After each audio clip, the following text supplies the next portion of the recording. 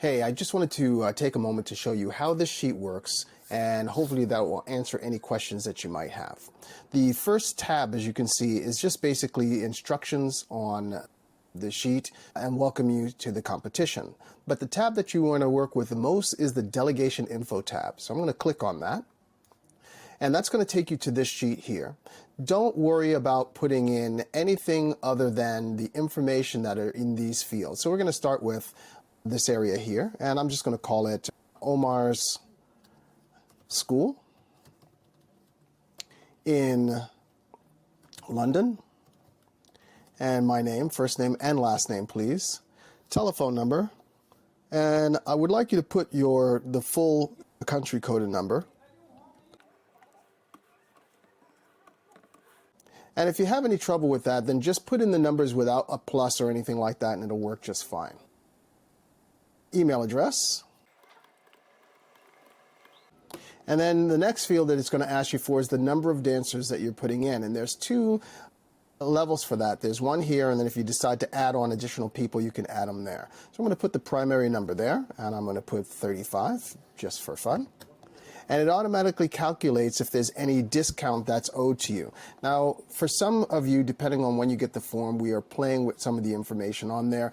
I wouldn't worry about what's in this field in terms of payment until it's closer to the time to finish your registration, and then that information will be made up to date with the most correct information. But for now, let's assume that it's £55, but they're getting a £10 discount because they're in the advanced registration period, and it calculates the total that is due. If you had paid something, then it would automatically subtract that out and tell you how much was left to pay.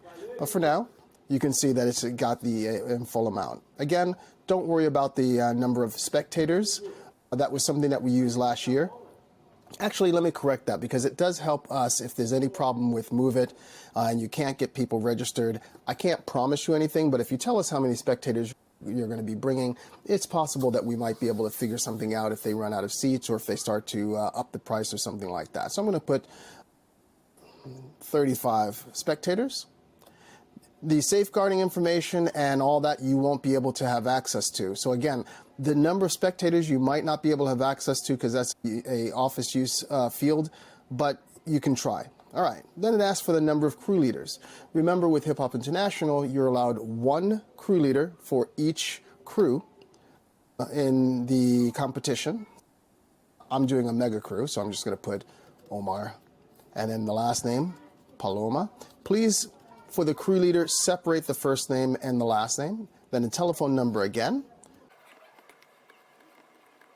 And you might have noticed, by the way, I put this little character there at the beginning, and that just tells it that it's to be treated like text. And the email address, again, I'm just going to copy because I'm lazy from the one above. All right. And if you have additional crew leaders, again, you can add them there. If they are crew leaders, for example, if you have only one crew and you're putting in only one crew leader, but you want to bring in an additional one, then you can pay for that additional one. You just need to let us know, and we will send you an invoice for that. Right?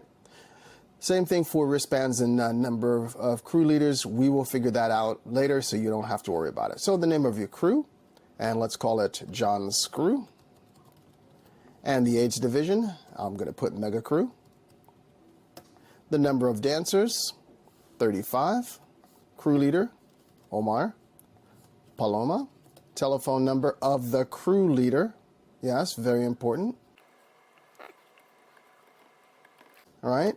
And email address of the crew leader. I think I've already saved that. And again, you don't have to worry about these two fields here. Those are going to be used by us. All right. Again, if you have additional crews, you can list them here. If you have more than 6 crews, and remember, I'm only talking about crews, I'm not talking about battles. So that's junior, varsity, adult, mini crew, mega crew. If you have, and JV mega crew. If you have more than 6 crews, just let us know. We can add an additional line in for you, no problem. All right. Then here you're going to put in the name of the dancers. And I'm not going to take the time to put in all the names of 35 dancers. I'm just going to put one to give you an idea of how this form works. So the first one is going to be Jane, and her last name is Doe. And you notice as soon as I put Jane's name in here, it gave me a red box saying that we need Jane Doe's email address.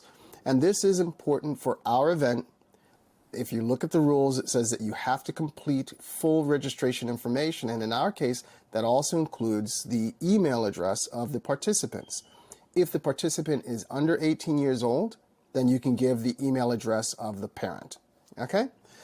So the email address of the participant, and I'll put jane.doe@fakeemail.com, or sorry, .co.uk. Yeah? And it might continue to show this as red. It might not. It all depends. There are some coding inside that will try to recognize whether or not an email address is a legitimate email address or not. If it doesn't turn back to white, don't worry about that. Just be aware that what might be happening in the background. Now, UKSDA membership. Every participant needs to have their own unique UKSDA number. And that UKSDA number is tied to their email address. Ta-da! Where do you get that number from, and what does it cost? You get it from our website, and the cost is absolutely zero. This is part of the registration process. And this is where you can go.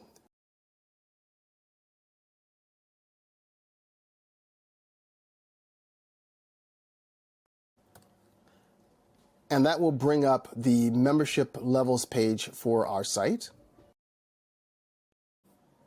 Now, once you get to the membership levels page, and by the way, I will put a link on that first information page for you as well, so that you don't have to hunt around for trying to find where to get the UKSDA memberships. Once you get to this page, if you already have a membership, you can just simply log in, yes? Or if you don't have a membership, and there's the login page. If you don't yet have a membership, then you'll have to complete one. And the one that you want for, and by the way, the crew leader as well as the dancers need their own UKSDA membership number. So for the crew leaders, choreographers, schools, etc., yeah, you just click the little plus box, and that'll tell you exactly which one you need to click on. Again, there's no fee for it, so ignore anything that it says there about fee. And for participants, yes, you want to go and choose the participant membership. Please don't choose the spectators or the hip-hop fans for your dancers. Create or change a membership, yes. And that's going to open up a new membership window, or a new window where you actually complete the form. I'm just going to do a quick one with some garbage data just so we can get through this as quickly as possible. And you do have to make sure that the email addresses are the same. Yes, date of birth is required, yeah, address, and then you have to complete the terms of service at the bottom and answer the CAPTCHA, otherwise you won't be able to go forward. Oh, let's see, my CAPTCHA is a little bit hidden here. What's going on? Sorry. There we go.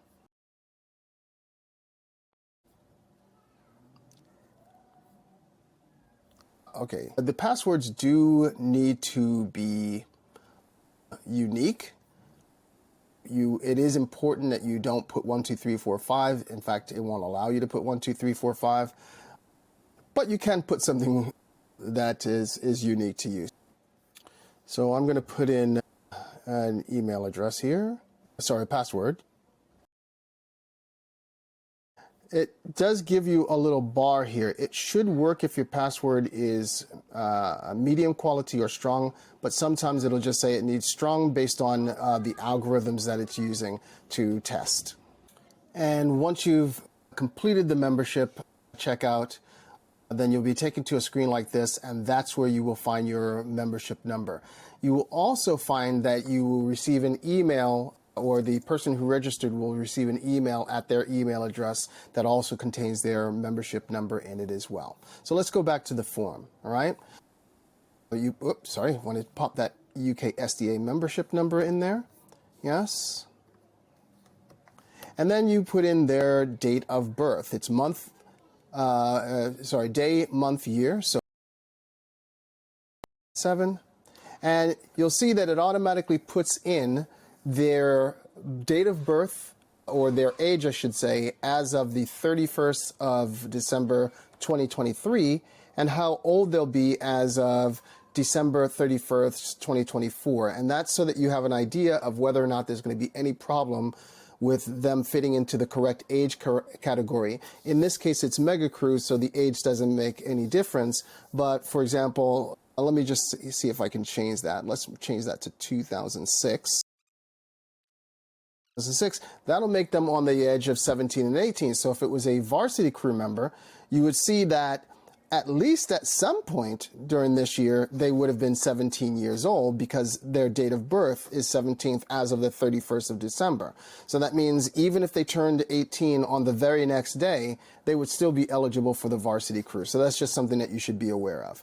Then after that, you need to check what categories they're in. Again, in this case, they're just in the mega crew, but if they were doing additional crews, then you can also check those boxes off as well for each one of the dancers. Yes? If they are also going to be involved in battles, you do need to let us know in advance. You just tick which battles they're going to be participating in. In this case, this person wants to participate in all of them. And if they have a special battle name, I don't know, Inez Sanchez for some reason, they want to call themselves, then you would put their battle name right there. They are automatically given a battle number at the time that they sign in, and that battle number should match the number that they're given when they finish or when they check in at the event on the first day of the competition or the day before the competition. And that's pretty much it. Now, there are some things that, again, you'll want to be aware of. For example, depending on when you register, you might not have access to the accident waiver and the safeguarding information. Those will be sent to you in email with a link on how to complete that information.